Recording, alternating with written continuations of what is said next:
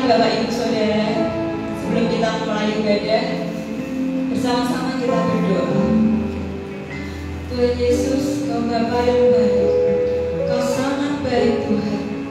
Bahkan di dalam keadaan apapun, Kau hadir di tengah-tengah kami Yesus. Saat ini Tuhan, kami rindu memuji menyembah-Mu, kami rindu senangkan nama-Mu Tuhan. Berkati ibadah kami Yesus. Biarkan ini hanya untuk memuliakan nama-Mu Tuhan. Terima kasih Tuhan Yesus. Hanya di dalam nama Tuhan Yesus. Haleluya. Amin.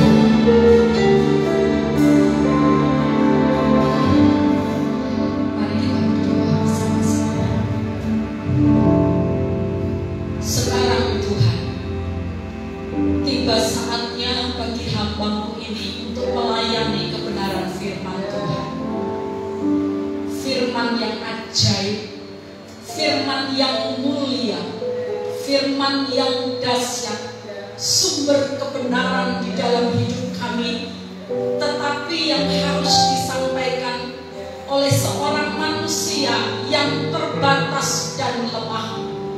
Itu sebabnya Allah Roh Kudus, hamba-Mu benar-benar merendahkan diri di hadapan-Mu, meminta otoritas yang datangnya daripada Tuhan, meminta wibawa yang datangnya daripada Tuhan, minta urapan yang datangnya daripada Tuhan, untuk memampukan hamba-Mu menunaikan tugas mulia ini.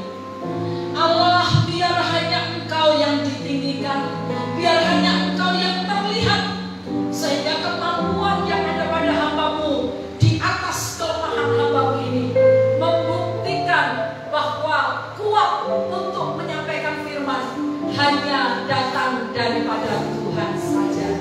Demikian ruangan yang ada, peralatan yang kami pakai, setiap jemaat Tuhan yang mendengar diberikan urapan hikmat yang datangnya dari Tuhan, supaya kami bisa menangkap penuh kebenaran firman Tuhan pagi hari ini.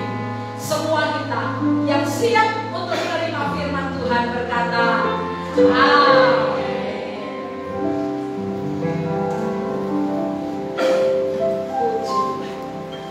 Ini mic saya bermasalah semua.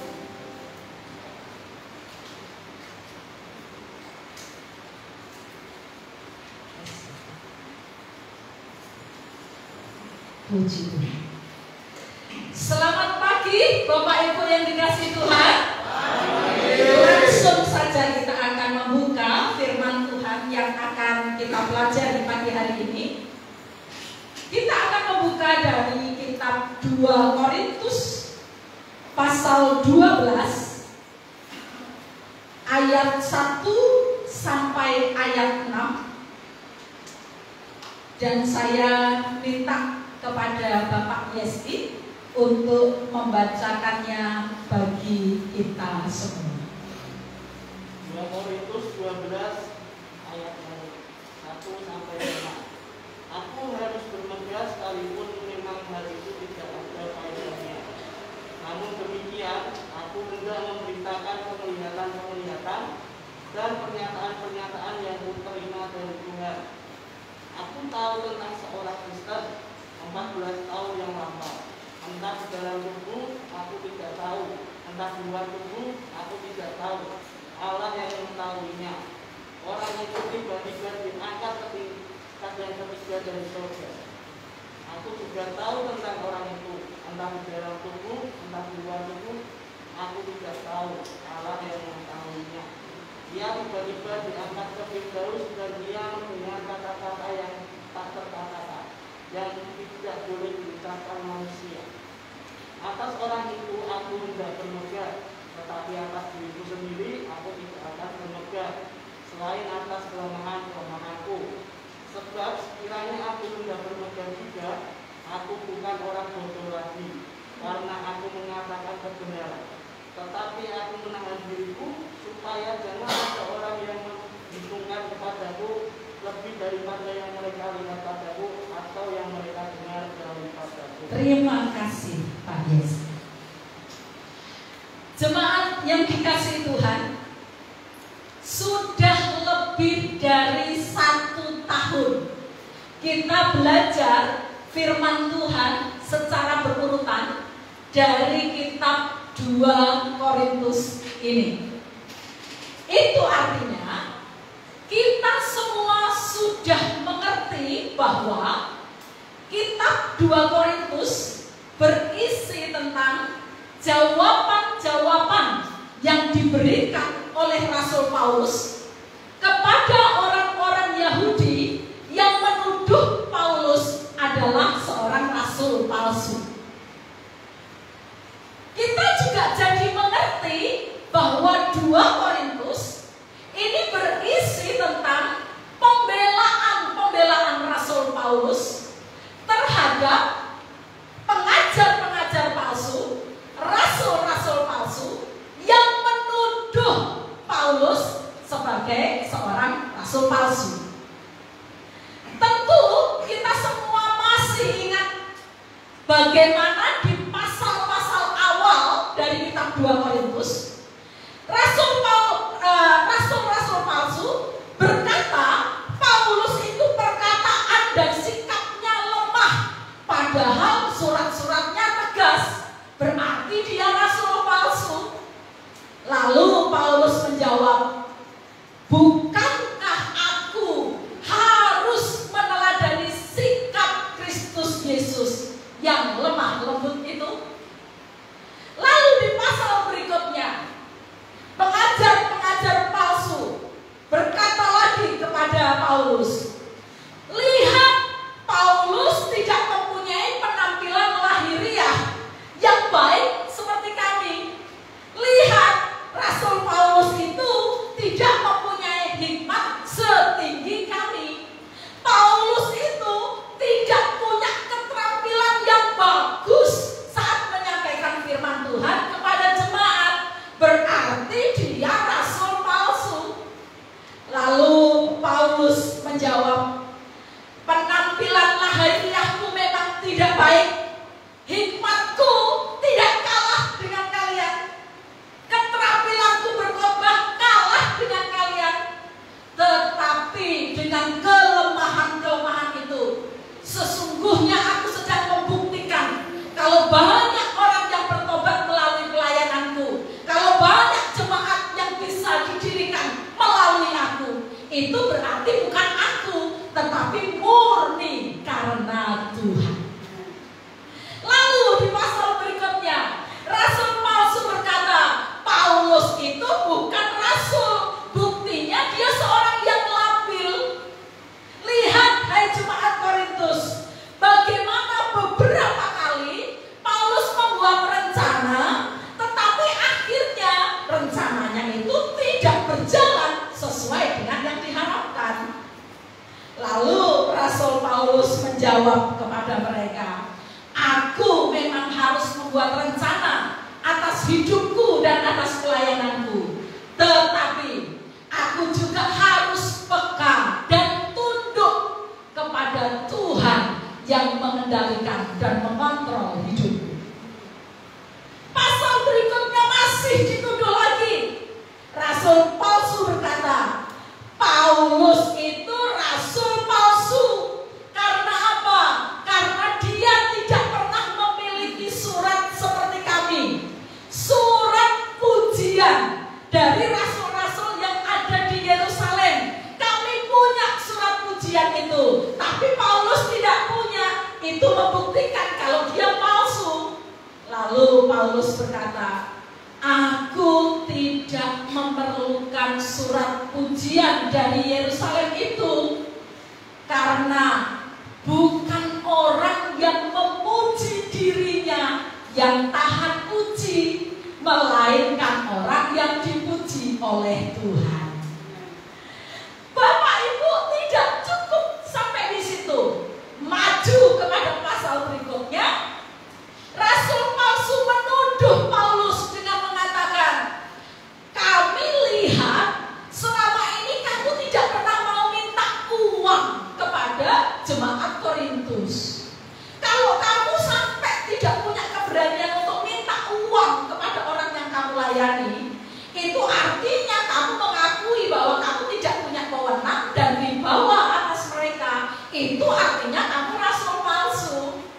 Lalu Paulus menjawab, aku mungkin punya hak untuk meminta, tapi aku tidak mau, karena aku tidak mau menjadi beban bagi orang-orang yang kulayani. Jemaat yang dikasihi Tuhan, belum puas dengan semua tuduhan yang dilancarkan kepada Paulus, belum puas dengan semua penjelasan jawaban yang diberikan Paulus. Di pasal 12 ini, rasul palsu kembali menuduh Paulus, betul kamu itu rasul palsu. Karena apa? Karena sepanjang kamu melayani,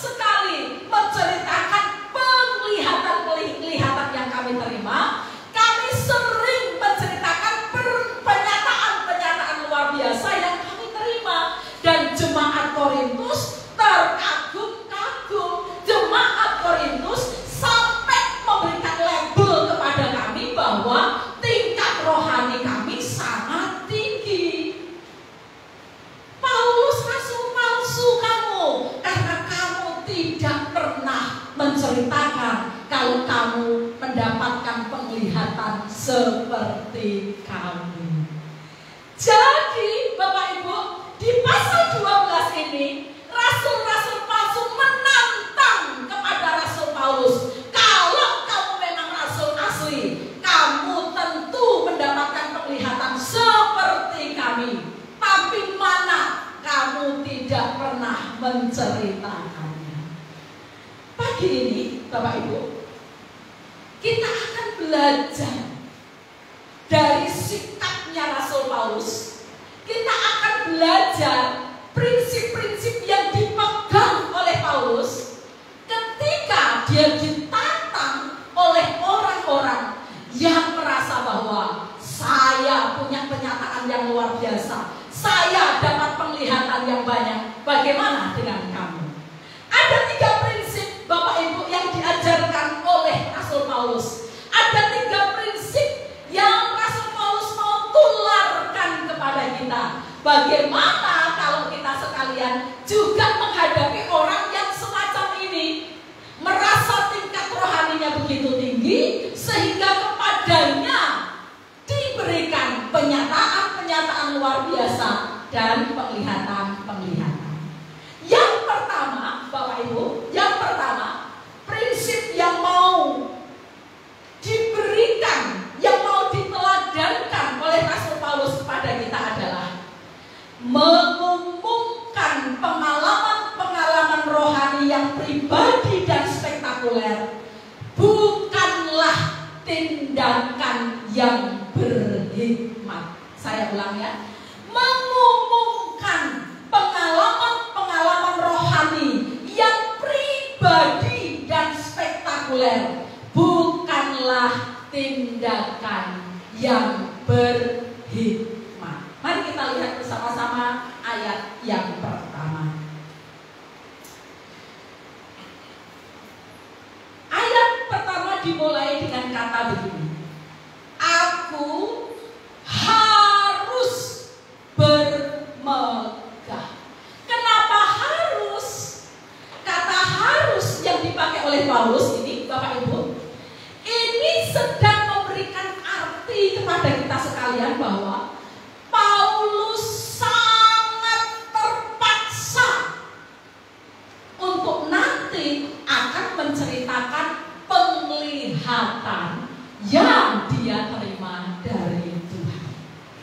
Bukan sesuatu yang keluar dari keinginan hatinya, bukan sesuatu yang dilakukan dari inisiatif pribadi dengan motivasi apapun, tetapi Paulus terpaksa.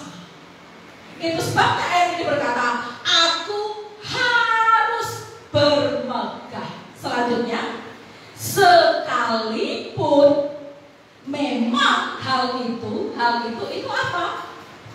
Bermegah, hal menceritakan penglihatan itu. Sekalipun hal menceritakan penglihatan itu tidak ada faedahnya.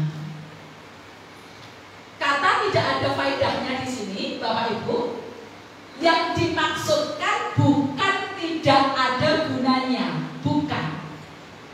Tetapi kata mengumumkan pernyataan-pernyataan luar biasa, tindakan menceritakan penglihatan yang akan dilakukan oleh Paulus, itu mengandung bahaya. Bahayanya ada 4, Bapak Ibu. Yang pertama, bahwa Paulus takut kalau para pendengarnya akan menganggap bahwa Paulus itu hebat, Paulus itu luar biasa. Padahal Paulus sangat memahami kelemahan-kelemahan yang ada di dalam dirinya. Paulus mau mencegah anggapan yang salah dari para pendengarnya.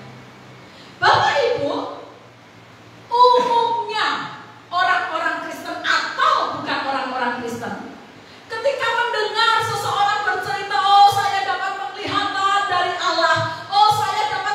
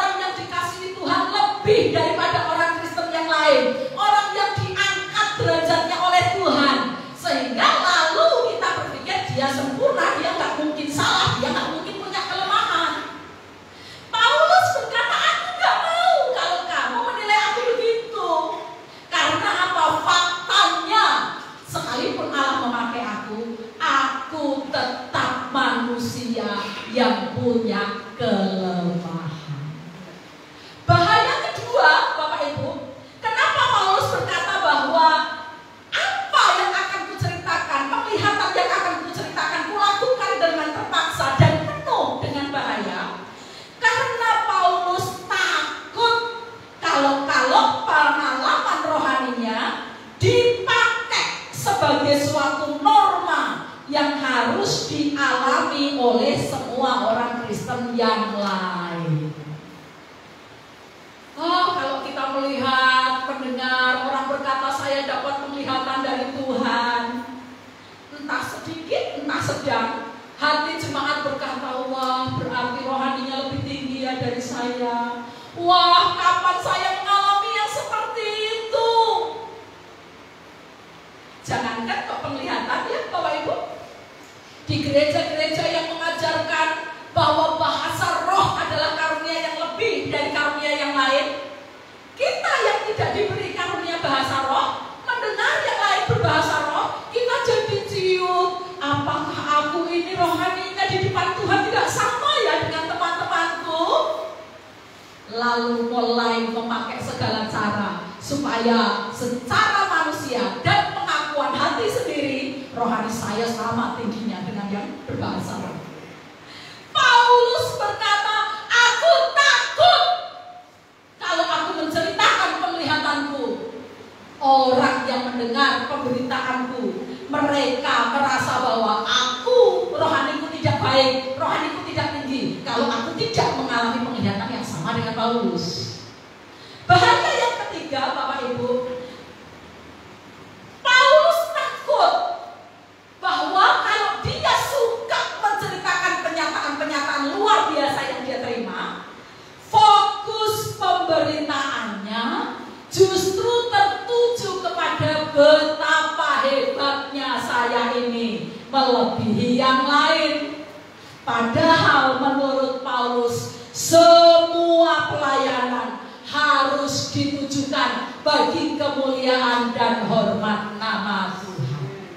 Bahaya yang keempat Bapak Ibu, karena penyataan-penyataan luar biasa, karena penglihatan-penglihatan ini bersifat sangat pribadi, pengalaman-pengalaman seperti ini tidak dapat dibuktikan dengan apapun dan oleh siapapun.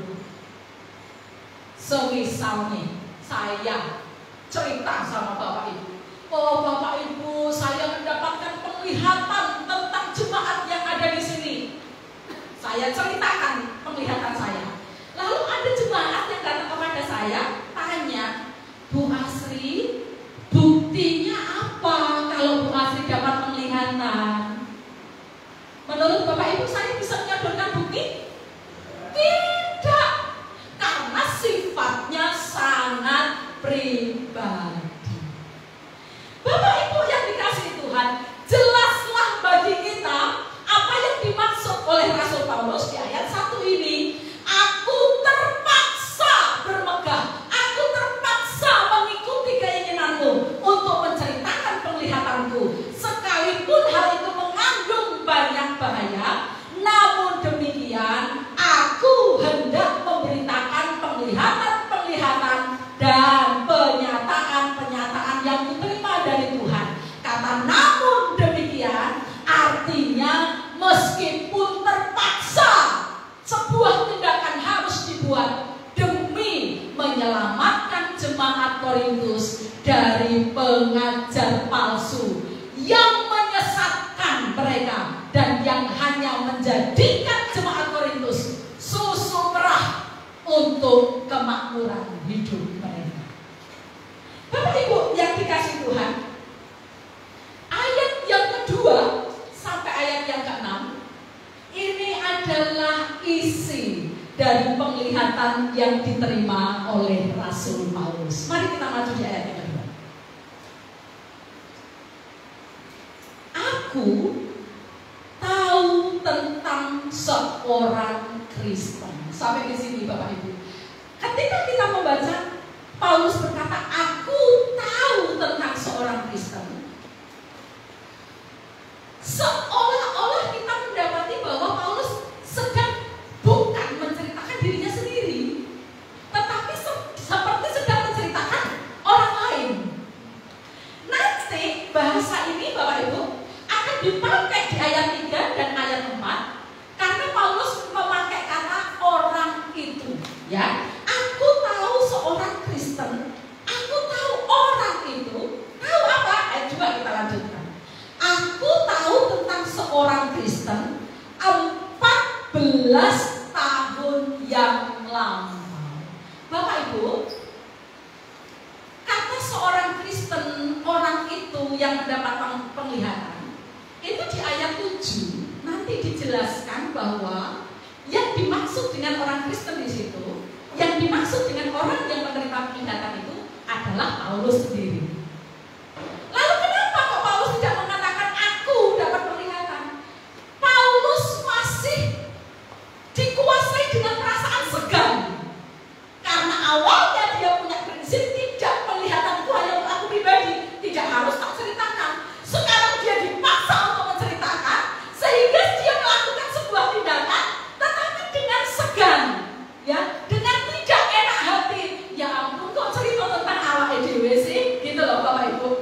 Kemudian Paulus mengatakan bahwa penglihatan yang akan dia ceritakan, dia peroleh ini sudah lama sekali Bapak Ibu, yaitu 14 tahun yang lalu.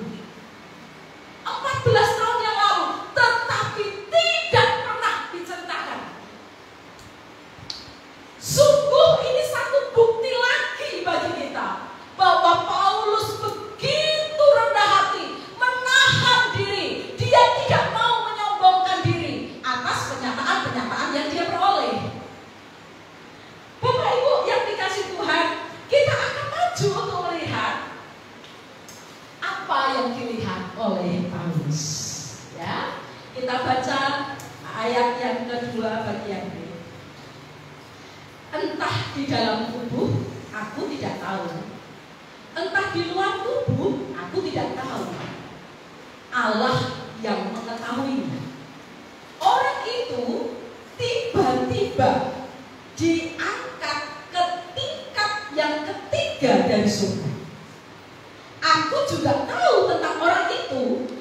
Entah di dalam tubuh, entah di luar tubuh, aku tidak tahu. Allah yang mengetahuinya. Ia tiba-tiba diangkat ke Firdaus, dan ia mendengar kata-kata yang tak terkatakan, yang tidak boleh diucapkan manusia. Bapak Ibu yang dikasihi oleh Tuhan Yesus, banyak orang pada zaman kuno, baik itu Yahudi maupun bukan Yahudi, ingin sekali menerima penglihatan dan penyataan dari surga. Mereka memakai bermacam-macam cara untuk mendapatkan keinginannya ini. Misalnya dengan berpuasa atau mendisiplin tubuh, jiwa, dan pikiran mereka dengan cara-cara yang tertentu. Tetapi Bapak Ibu, kalau di 2 Korintus ini Paulus mendapatkan penglihatan dari surga, penglihatan tentang surga, Paulus tidak pernah memintanya dari Tuhan. Paulus tidak pernah mencarinya. Paulus tidak pernah mengejarnya. Paulus hanya menerima sebagai anugerah Tuhan. Nah, Bapak Ibu, menurut pikiran orang-orang Yahudi pada zaman kuno, surga itu terdiri dari beberapa tingkat. Paulus diangkat ke tingkat yang ketiga, tingkat tertinggi yang namanya Firdaus. Kata Firdaus itu Bapak Ibu diambil dari bahasa Persia yang artinya taman. Digunakan dalam Septuaginta untuk mengungkapkan tentang Taman Eden.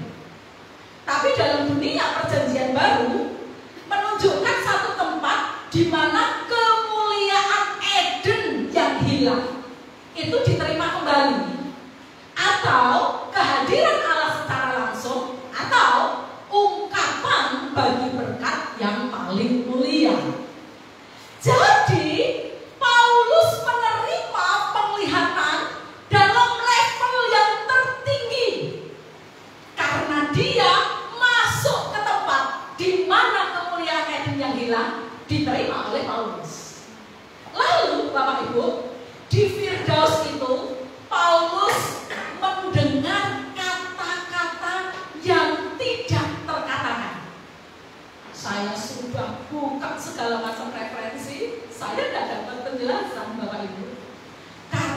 memang dunia surga itu tidak bisa dijelaskan. Keindahan surga tidak bisa dijelaskan. Kata-kata surga tidak bisa dijelaskan. Dan kesanalah saya dan Bapak Ibu yang benar-benar percaya Yesus akan pergi dan menikmatinya. Lalu Bapak Ibu setelah mendengarkan kata-kata yang tidak terkatakan, Paulus mendapatkan pesan. Apa pesannya? Bahwa Paulus tidak diperbolehkan menceritakan kata-kata yang dia dengar dari surga itu kepada siapapun juga. Mengapa begitu? Mungkin penglihatan untuk Paulus itu dimaksudkan untuk membimbing, menguatkan Paulus secara pribadi dalam tantangan hidup dan pelayanannya yang berat, dan bukan untuk orang lain. Bapak Ibu yang dikasihi Tuhan, itu sebabnya sebagai hamba Tuhan di tempat ini, sebagai pelayan firman di tempat ini, saya sungguh-sungguh berpesan kepada jemaat Tuhan berdasarkan kebenaran firman Tuhan. Kalau Bapak Ibu mendengar dari siapa saja, hamba Tuhan mana saja, yang menceritakan betapa dia mendapatkan penyataan-penyataan luar biasa, penglihatan luar biasa, itu bisa terjadi Bapak Ibu. Tetapi respon hati kita nggak boleh salah. Jangan kemudian kita cium, kita jadi iri hati. Kapan ya Tuhan saya punya rohani setinggi hambamu itu? Belum tentu seperti itu. Karena apa Bapak Ibu? Kita belajar dari prinsip pertama Rasul Paulus bahwa mengumumkan pengalaman-pengalaman rohani yang pribadi dan spektakuler bukanlah tindakan berhikmat, karena hanya membuat pendengar merasa ciut, iri hati, dan punya keinginan yang tidak benar. Prinsip kedua, kita akan belajar dari Rasul Paulus. Prinsip kedua yang diajarkan oleh Paulus dalam konteks bagaimana kita mendengar orang-orang yang suka menceritakan penyataan luar biasa adalah mengumumkan perbuatan Allah atas kelemahan-kelemahan kita jauh lebih bermanfaat. Mari kita lihat ayatnya di ayat yang kelima, 2 Korintus pasalnya 12 ayatnya yang kelima. Atas orang itu aku hendak bermegah, tetapi atas diriku sendiri, atas seorang Paulus, aku tidak akan bermegah selain atas kelemahanku. Paulus berkata, menilai dirinya sendiri, untuk seorang Paulus yang pernah mengalami penglihatan-penglihatan itu, Bapak Ibu, penglihatan yang diceritakan Paulus tadi, itu salah satu loh Bapak Ibu. Karena kalau Bapak Ibu belajar seluruh kitab Kisah Para Rasul, 6 kali Paulus mendapatkan penglihatan dari Allah yang berbeda-beda. Tetapi orang sekelas Paulus yang menerima penglihatan luar biasa dari Tuhan berkali-kali, dia berkata, atas orang itu, atas Paulus yang mendapatkan anugerah dari Tuhan, mendapatkan pernyataan luar biasa, aku gak mau bermegah, aku gak mau menyombongkan diri, aku gak mau berbangga. Tapi atas seorang Paulus yang penuh keterbatasan, yang penuh kelemahan, yang kadang-kadang putus asa, tetapi sampai sekarang masih bisa melayani, atas perbuatan Allah, atas kelemahanku, aku hendak mengumumkan itu kepada siapa saja yang kutemui. Bapak Ibu, jika kegemaran bermegah atas penyataan-penyataan istimewa banyak bahayanya, seperti yang saya sudah jelaskan tadi.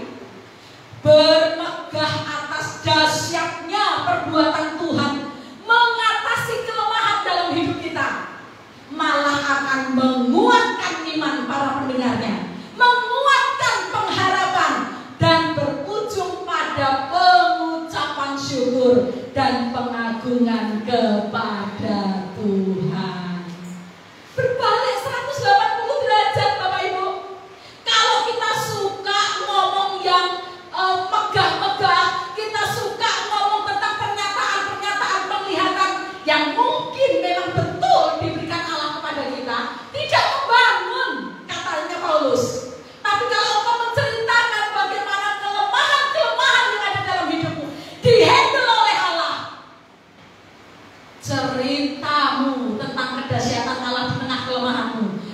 justru akan memberkati siapapun yang mendengarnya. Amin, Bapak Ibu. Bapak Ibu yang dikasihi Tuhan, ketika Ibu Cepu masih hidup dan datang ke tempat kami, beliau beberapa kali berkata begini kepada saya, "Yuk, tak pikir kowe biyen wis ora urip londo." Gitu ya, Bu. Lah napa to? Ngerti enggak? Pada waktu kamu masih umur beberapa bulan, kulit tubuhmu itu berlendir. Kemudian bukan hanya berlendir, tapi kulitnya kayak melupas-lupas, persis kayak biji jagung yang ditumbuk. Masa, Bu? Iya, sampai ngerti lah. Ibu ini, waktu itu kami belum percaya Tuhan ya, Bapak Ibu keluarga kami belum percaya Tuhan. Sampai ibu ini duitnya entek kanggo nyuwuk kue ning dukun. Terus Bu, ibu ora wani gendong kue nganggo jarik. Wedi nek kulitmu kantel ning jarik. Lah terus Bu, anggere gendong kue ibu mesti golek godhong gedang. Tak resiki tak kei minyak. Lah mulane nek aku delok kowe kok ijek urip kulitmu ora belang, kowe nek ora Gusti yo ora iso. Bapak Ibu, kekuatan Allah di tengah kelemahan kita jauh lebih memberkati, jauh lebih menguatkan iman ketimbang mendengarkan orang yang mengobrolkan tentang dahsyatnya dia menerima kenyataan dari Allah. Saya juga masih ingat bagaimana tahun 1990, saya 15 tahun. Tuhan panggil saya secara khusus sampai saya punya kerinduan. Saya mau sekolah teologi STI Yogyakarta. Ketika bapak saya tahu, bapak saya langsung bilang, "Kue dadi pendeta kemangan apa? Kue pinter loh. Nek kue cek pengen dadi pendeta, bapak ora gelem membiayai SMA-mu." Waktu itu saya masih kelas 3 SMP. Dan benar, bapak saya tidak mau membiayai biaya SMA saya. Tetapi Bapak Ibu, kalau saya bisa menyelesaikan SMA, saya bisa lulus menjadi sarjana teologi dengan nilai yang memuaskan. Bukankah itu Allah? Karena saya tidak bisa menolong diri saya sendiri. Tidak ada yang mustahil bagi Allah kalau Dia menghendakinya.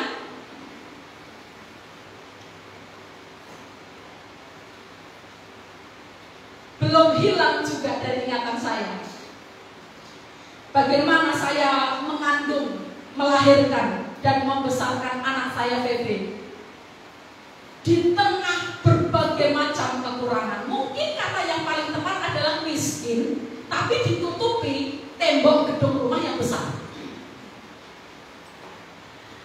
Tapi Bapak Ibu, lihatlah, anak saya sebentar lagi 19 tahun sudah mahasiswa. Ini bukan kekuatan kami karena kami miskin, tetapi Allah yang berdaulat dan menolong kami melewati kelemahan itu. Saya juga masih ingat bagaimana ketika Timothy kecil, setiap kali badannya panas, Bapak Ibu, langsung kejang, matanya balik, ya, badannya semuanya kejang. Saya masih ingat bagaimana Pak Yos tidak ada di rumah. Jam 2 malam, Timothy kejangnya kambuh. Anak saya Pepe masih 10 tahun. Jam 2 pagi saya rasa bukan waktu yang tepat untuk membangunkan anak saya.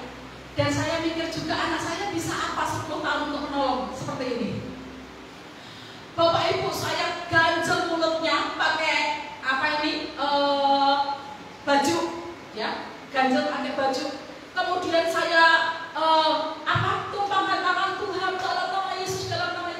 tidak terjadi apapun. Saya panik. Jam 2 pagi mau minta pertolongan kemana, Bapak Ibu? Dalam hati saya yang hancur dan remuk, saya nangis, saya bilang, Tuhan tolong. Aku tidak tahu aku harus minta tolong kepada siapa. Jam 2 pagi, orang semua tidur, semua gelap. Lalu Tuhan tuntun saya untuk melihat keran air di atas, Bapak Ibu. Timothy saya bawa, saya taruh di bawahnya keran, Bapak Ibu. Ini kepalanya, betul-betul saya kucurkan itu full, Bapak Ibu ya, full. Saya kucurkan di bawah dalam nama Yesus, dalam nama Bapak Ibu boleh percaya boleh tidak, itu tindakan keputusasaan. Tetapi beberapa menit kemudian anak saya sadar. Saya bersyukur kepada Tuhan. Peristiwa yang lain, Timothy kejar. Pak Yos tidak di rumah lagi. Dan saya harus bawa dia ke rumah sakit seorang diri. Kadang-kadang tidak ada manusia yang bisa menolong kita karena situasi keadaan yang tidak memungkinkan. Tapi Bapak Ibu percaya dengan firman bahwa di tengah kelemahan kita tidak bisa menolong diri kita sendiri. Allah kita selalu punya cara untuk menolong kita yang berseru kepada Dia. Dan Paulus berkata, kisah-kisah tentang dahsyatnya Allah di tengah kelemahan kita, itulah yang seharusnya digemakan, dan bukan penglihatan-penglihatan yang hanya membuat orang lain iri dan kecut hatinya. Bapak Ibu yang dikasihi oleh Tuhan Yesus Kristus, saya masih ingat juga bagaimana tahun 2013 saya menjadi pasien dari seorang psikiater. Pendeta, jadi pasien psikiater, saya nggak gila ya Bapak Ibu. Tapi karena beban yang tidak mampu saya tanggung, dengan sadar dan inisiatif pribadi saya tahu bahwa saya membutuhkan pertolongan seorang psikiater. 1 jam pertemuan, Bapak Ibu hanya untuk cerita kondisi saya, 1 jam pertemuan, itu bayar normalnya 500.000. Saya bilang dengan Tuhan, Tuhan aku butuh, tapi aku nggak mampu dengan pembayaran seperti itu karena beberapa kali, tidak hanya 1 kali. Lalu oleh yang psikiaternya bilang, Ibu, karena Ibu seorang hamba Tuhan, Ibu bayar 50.000 saja ya. Wow ya Bapak Ibu. Tapi saya bilang, Ibu, kalau 100.000 saya masih mampu. Sombong amat gitu ya Bapak Ibu. Tidak ya. Kalau 100.000 saya masih mampu. Jadi akhirnya beberapa kali pertemuan saya sangat tertolong Bapak Ibu, dan saya membayar 100.000. Bukankah itu pertolongan Tuhan atas kelemahan saya? Bapak Ibu yang dikasihi oleh Tuhan Yesus Kristus, Paulus mengajak kita untuk kita peka, punya kecakapan menghitung dahsyatnya perbuatan Tuhan, bahkan di dalam hal-hal yang biasa, supaya kita bisa melihat Tuhan dahsyat atas kelemahanku untuk menguatkan siapapun yang mendengar kita. Kalau hal-hal ini kita buat, Bapak Ibu, kita akan bisa mengaminkan apa yang dikatakan Paulus. Apa yang dikatakan Paulus? Paulus berkata begini, dalam segala hal kami ditindas, tapi kami tidak terjepit. Kami habis akal, tapi kami tidak putus asa. Kami dianiaya, tapi kami tidak ditinggalkan sendirian. Kami dihempaskan, tapi kami tidak binasa. Karena ada kedahsyatan Tuhan yang mengatasi kelemahan saya. Dan dia berkata, harta ini kami punyai dalam bejana tanah liat, supaya nyata. Nyata apa? Terbukti apa? Bahwa kekuatan yang melimpah-limpah ini berasal dari Tuhan, bukan dari diri kami sendiri. Amin, Bapak Ibu. Bapak Ibu, mungkin di sini ada yang terjepit, ada yang putus asa, ada yang seolah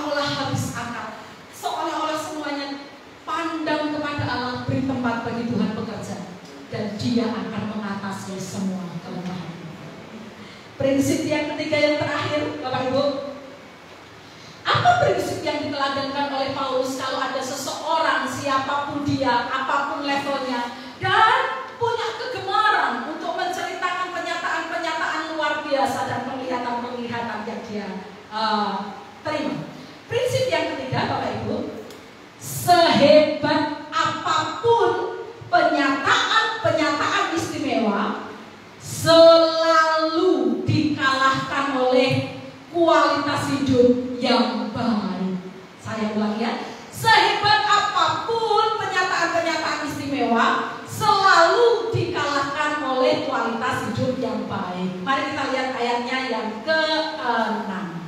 2 Korintus 12 ayatnya yang ke-6 bagian B ya Bapak Ibu. Tetapi, dari kata tetapi, aku menahan diri, ya. Paulus mengendalikan dirinya dengan sangat kuat supaya jangan ada orang yang menghitungkan, memandang kepadaku lebih daripada yang mereka lihat padaku atau yang mereka dengar daripadaku. Bapak Ibu yang dikasihi oleh Tuhan Yesus, Paulus tidak mau orang menilai dirinya berdasarkan penglihatan rohani spektakuler yang dia terima.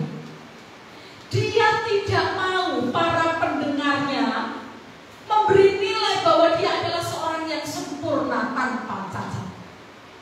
Paulus ingin jemaat Korintus menilai dirinya hanya berdasarkan apa yang mereka lihat dalam hidup sehari-hari Paulus dan apa yang mereka dengar dari Paulus. Karena apa yang mereka lihat dalam keseharian Paulus, apa yang mereka dengar dari yang diajarkan Paulus, itu nyata, itu terukur, itu dapat dibuktikan. Contohnya, Bapak Ibu,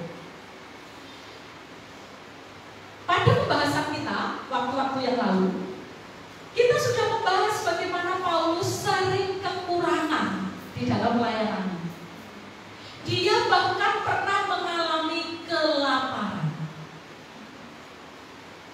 Tetapi yang dilakukan oleh Paulus bukan meminta-minta kepada jemaat atau merampok jemaat mungkin dengan cara firman Tuhan, saya mendengar suara Tuhan, motormu harus diserahkan kepadamu. Enggak pakai begitu Bapak Ibu. Tapi Paulus justru memilih untuk bekerja, pekerjaan yang sederhana, pekerjaan yang mungkin bagi banyak orang tidak diinginkan, supaya dia bisa menghidupi dirinya sendiri. Ini kualitas hidup yang baik. Contoh lainnya lagi, bagaimana dalam hidupnya yang berkekurangan, Paulus, Bapak Ibu, Paulus kekurangan, kelaparan, tapi dia dipercaya untuk mengumpulkan uang dari jemaat-jemaat yang lain, kemudian diserahkan kepada jemaat di Yerusalem yang miskin. Dan Bapak Ibu, sekalipun Paulus kekurangan, Paulus jujur dengan uang yang dititipkan kepada dia. Paulus gak nilep, Paulus bertanggung jawab. Seorang dengan kualitas rohani yang luar biasa. Dia tidak memakai kekurangannya sebagai alasan untuk memakai uang yang ada yang dititipkan kepadanya. Ini kualitas hidup yang baik.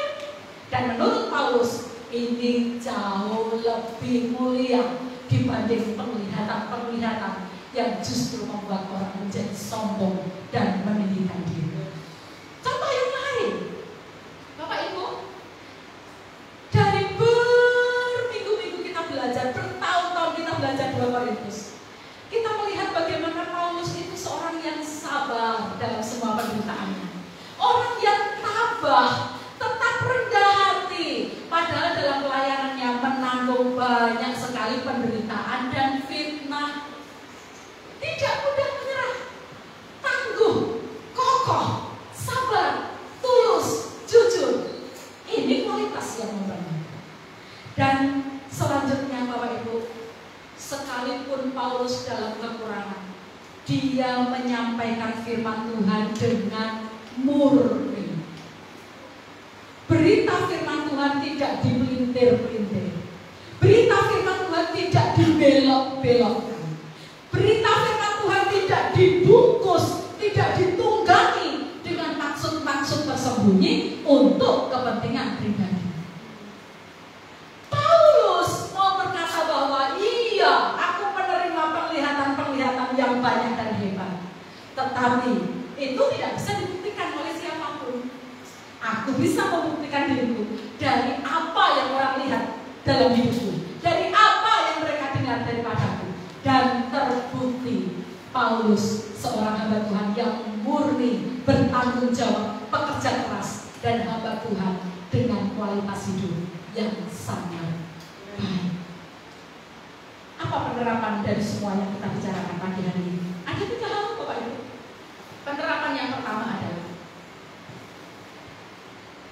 entah Anda sendiri yang menerimanya, atau kita mendengar orang lain mengatakannya tentang pengalaman-pengalaman pribadi dan istimewa. Bentuknya bisa macam-macam ya Bapak Ibu.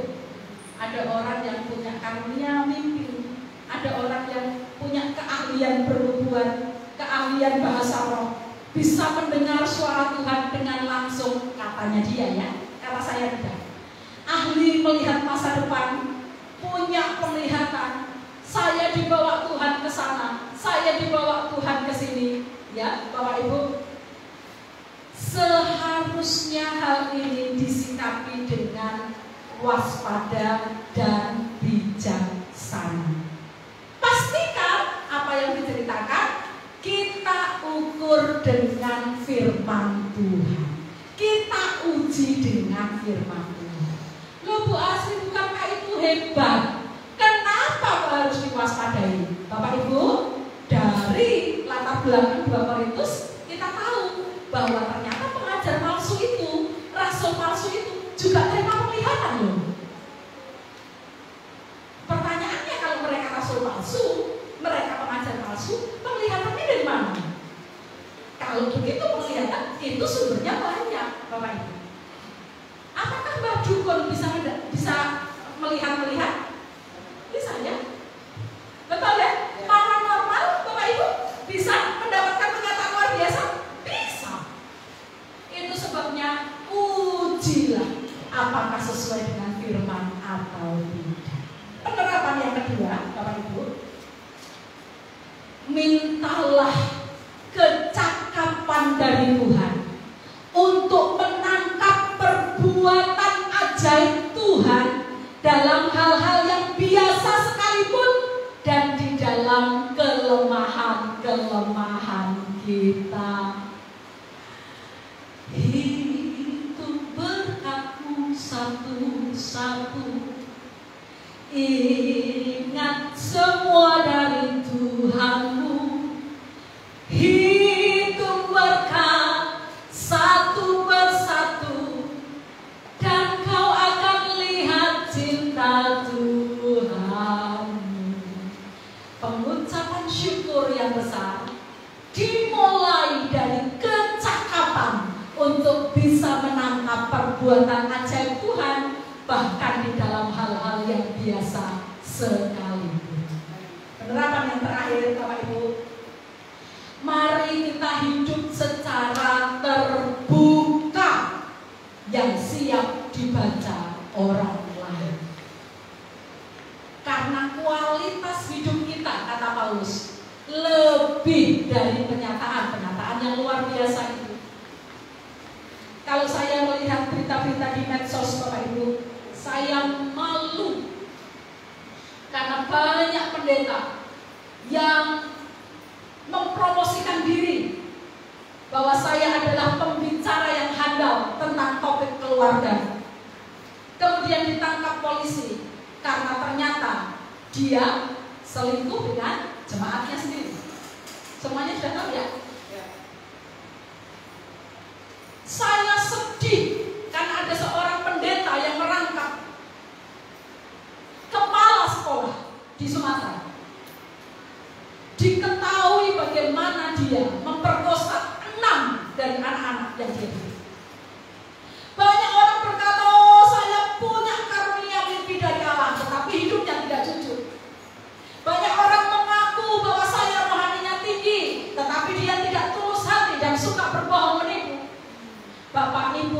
Firman Tuhan berkata, hidupmu kitab terbuka. Ayo diisi dengan yang berkualitas, supaya siapa saja yang membaca memuliakan Allah yang kita sembah.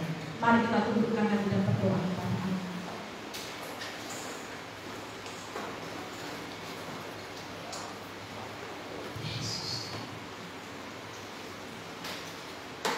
Setiap jemaat mengambil waktu untuk menghadap kepada Tuhan, menggumulkan secara pribadi bagian-bagian firman yang oleh Roh Kudus menancap secara pribadi dalam hati dan pikiran kita.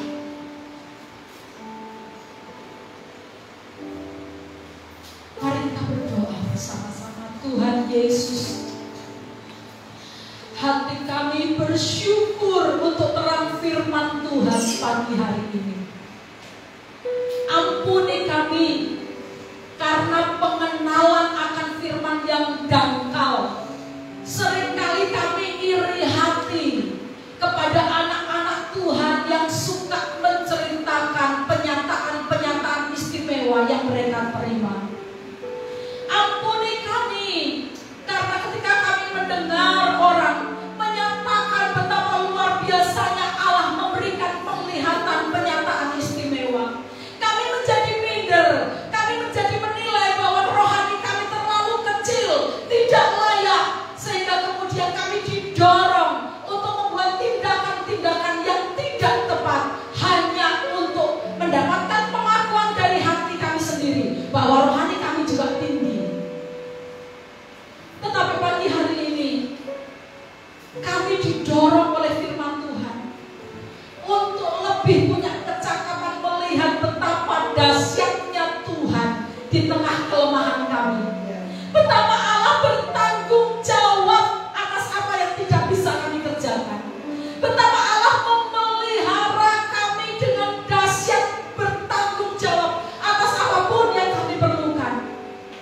Dan firman-Mu mendorong kami bahwa kualitas hidup tanpa topeng yang teruji jauh lebih berkenan di hadapan Allah dari sekedar penyataan-penyataan luar biasa.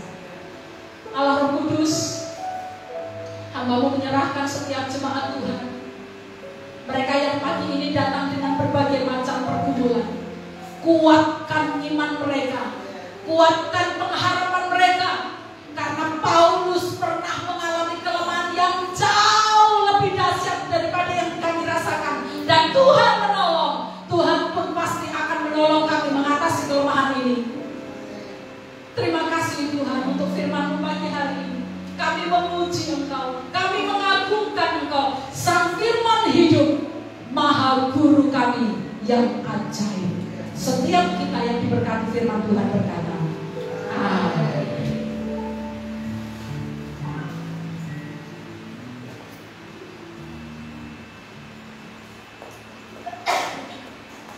Shalom Bapak Ibu. Benar-benar berkati Tuhan pagi hari ini. Dia beri kemuliaan yang terbaik bagi Tuhan. Yes. Mari kita hidup bijaksana. Mari saya berdoa supaya setiap jemaat mulai refresh kembali, mulai mengingat kebaikan Tuhan dalam setiap pergumulan kita. Sharingkan itu kepada tetangga kanan kiri, sharingkan itu kepada teman-teman yang lain supaya setiap kita saling dikuatkan satu dengan yang lainnya. Amin. Puji Tuhan. Kiranya Tuhan memberkati Bapak Ibu sekalian. Saya menyambut Bapak Ibu yang baru pertama kali hadir, boleh kami berdiri bersama-sama supaya diketahui saudara seiman yang lain. Selamat datang Bapak Ibu Edi, selamat datang. Beliau rumahnya di Merapen, dekat dari sini. Ya. Kita keluarga dalam Tuhan, hanya baru ketemu hari ini. Selamat datang Pak, selamat datang di GKB Barahaya. Bapak Ibu, sebelum kita mengakhiri ibadah kita, ada beberapa pengumuman yang Bapak Ibu perlu tahu kegiatan kita selama beberapa hari. Hari Minggu nanti sore ada sekolah minggu, ujian Miss Asri, firman Tuhan Miss Elis, tempat ruang serbaguna. Kemudian hari Senin 26 April ada kado di keluarga Bapak Edi. Nanti waktu kita akan buka ya Pak. Mana Pak Edi? Ya. Selasa 27 April ibadah wanita Maria. Pujian dipimpin oleh Ibu Asri, doa syafaat Ibu Ristiono, pembicara Ibu Walensa, sharing kesehatan ya. Konsumsi Ibu untuk tempat di ruang serbaguna. Komisi senior hari Kamis siap-siap ya, gayeng ya senior yang ada. Ibadah yang paling on time itu ibadah senior. Ibadah itu 6:30 harusnya mulai jam 6:15 sudah kumpul. Tepuk tangan dong. Luar biasa. Apa faedahnya? Sharing ya, sharing ya. Lansia senior sharing bagaimana kerinduannya bertemu saudara seiman, sehingga dalam sharing itu bisa saling menguatkan gitu ya. Saya selalu luar biasa. Jadi jam 6 itu sudah ada nanti di rumah gitu. Kalau telat marah gitu ya. Jadi saya jemputnya jam 6 kurang 5. Jadi beliau sudah ada di depan. Sehingga pas dijemput, jadi praktis jam 6:15 semua sudah kumpul. Luar biasa. Ini semua karena haus dan lapar akan firman Tuhan, akan ibadah. Puji Tuhan. Komisi senior akan dilayani pujian Ibu Eni, firman Tuhan Ibu Yosua. Kolekta Ibu Eni juga, doa syafaat Ibu Ronald, konsumsi Ibu Yosua, tempat ruang serbaguna. Hari Jumat ibadah Yud kembali jam 7 malam, dipimpin oleh Saudari Elis, pemusik Saudari Elsa, Ian, Kiki, Benaya. Asapnya Saudari Grace, kasih Gio, ruang tempat ibadah di tempat ini. Hari Sabtu latihan pujian dan musik jam 6. Standarnya nanti kalau ada perubahan kita bahas dalam grup WA ya. Hari Minggu kita bertemu kembali dalam ibadah raya yang akan dilayani WA Saudari PB, singers Elsa dan Elis, pemusik Bapak Walen, Bapak Danu, Saudara Ian dan Benaya. Asar Bapak dan Ibu Sukanto, LCD Bapak Thomas, tepat di tempat ini. Lagi sudah. Terima kasih Bapak Ibu yang dikasih Tuhan. Saya sampaikan juga mungkin yang tidak dalam grup WA bahwa persembahan kita yang kita akan sudah kirimkan untuk bencana peduli bencana NTT terkumpul dan sudah dikirimkan 3,4 juta rupiah. Kiranya Tuhan memberkati Bapak Ibu semuanya dan jadi berkat untuk saudara-saudara kita di NTT. Bukan masalah nilai, bukan masalah berapa jumlahnya, tetapi ketulusan hati Bapak Ibu itulah yang akan menjadi berkat bagi saudara seiman kita yang lainnya. Amin. Mari kita berdiri bersama-sama. Kita akan berdoa. Kita akan menyelesaikan ibadah kita dengan penuh syukur kepada Tuhan.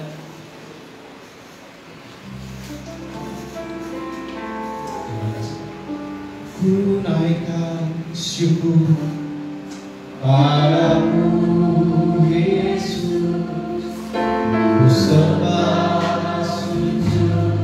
kepadamu Tuhan, di hadapan tahta kemuliaan, ku tinggikan, ku agungkan, ku naikkan syukur kepada Tuhan.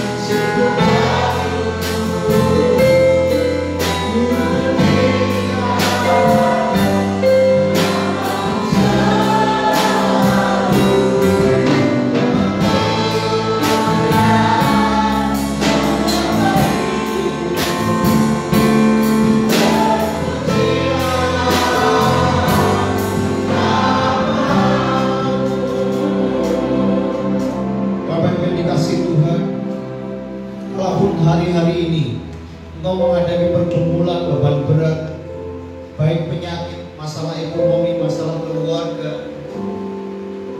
Mari ingat kembali perbuatan-perbuatan Tuhan yang ajaib bagi kita. Hari-hari yang lalu bagaimana Tuhan sudah menolong kita. Ingat terus itu untuk menjadi kekuatan bagi kita. Hari ini mungkin kau sudah berdoa, tapi belum ada jalan keluar. Jangan pernah menyerah. Jangan pernah berputus asa. Naikkan syukur di hadapan Tuhan kalau kau bisa berdiri di depan Tuhan hari ini. Semua kekuatan itu berasal dari Tuhan. Oleh karena itu pagi hari ini biarlah bukan apa yang ada pada kita yang menguatkan kita. Kembali bahwa semuanya Tuhan yang buat. Oleh karena itu dari dasar hati kita haruslah keluar terus ucapan syukur yang menyenangkan hati Tuhan karena Dia sudah baik. Beri keselamatan bagi kita, beri kekuatan dalam kehidupan kita setiap hari. Bapak Ibu Saudara yang dikasih Tuhan, mari naikkan ucapan syukur ini dengan sungguh-sungguh dalam hati kita. Tuhan Yesus baik bagi kita. Segala puji,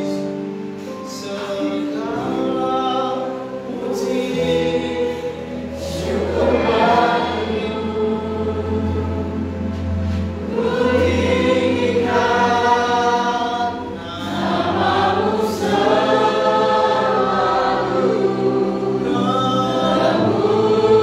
Kemuliaan hanya bagi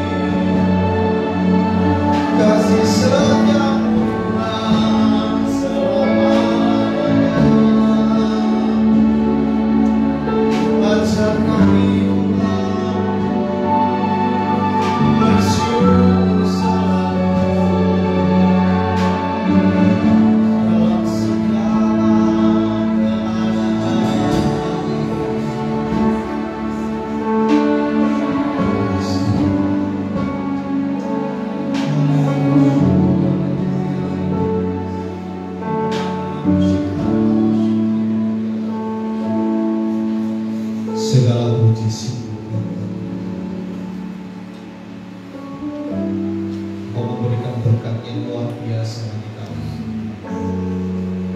Hari demi hari Engkau nyatakan kasih setia-Mu bagi kami. Dalam kami menghadapi persoalan-persoalan kami, Engkau tak pernah meninggalkan kami. Engkau terus memegang kami, Engkau menggendong kami, Engkau memperlihatkan jalan-jalan-Mu bagi kami,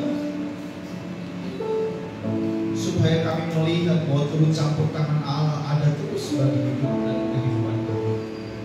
Pagi hari ini kami berdoa menyerahkan kembali hidup kami ke dalam tangan Tuhan. Setelah kami pulang dari gereja, pulang dari tempat ini, usai ibadah ini, kami tahu ada banyak hal yang harus kami kerjakan. Di sana ada pergumulan, di sana ada problem dan masalah. Tetapi ya Tuhan, kami akan berani menghadapi semuanya karena kami punya Sang Immanuel yang menyertai kami. Allah kami hidup, Allah kami sanggup untuk menolong setiap kami melewati rintangan-rintangan kami. Oleh karena itu Tuhan, kuatkan dan teguhkan kami untuk kami menatap hari esok bersama dengan Tuhan. Biar segala peristiwa membuat kami bisa memuliakan nama Tuhan dan nama-Mu dipermuliakan atas hidup kami dan jadi berkat. Angkat tanganmu di hadapan Tuhan, Bapak Ibu yang dikasihi Tuhan. Sekarang pulanglah, jadilah berkat dimanapun Tuhan tempatkan, apapun yang Kau kerjakan. Engkau hamba Allah yang diutus untuk menjadi berkat. Pulanglah dan terimalah berkat kasih rahmat dari Allah Bapa di surga. Keselamatan dalam Yesus Kristus Tuhan kita, persekutuan yang manis dari Roh Kudus, ketiganya yang esa, memberkati kau pribadi lepas pribadi. Diberkatilah kesehatanmu, makin sehat, yang sakit disembuhkan Tuhan, yang dalam pemulihan diberkati oleh Tuhan, pekerjaanmu diberkati oleh Tuhan, keluargamu diberkati oleh Tuhan, sandang panganmu diberkati oleh Tuhan, sekolahmu diberkati Tuhan. Apapun yang kau usahakan untuk kemuliaan Tuhan diberkati dan dibuat Tuhan menjadi berhasil. Sekarang sampai selama-lamanya hingga Tuhan Yesus datang yang kedua kalinya. Yang percaya beriman bersama berkata, Amin.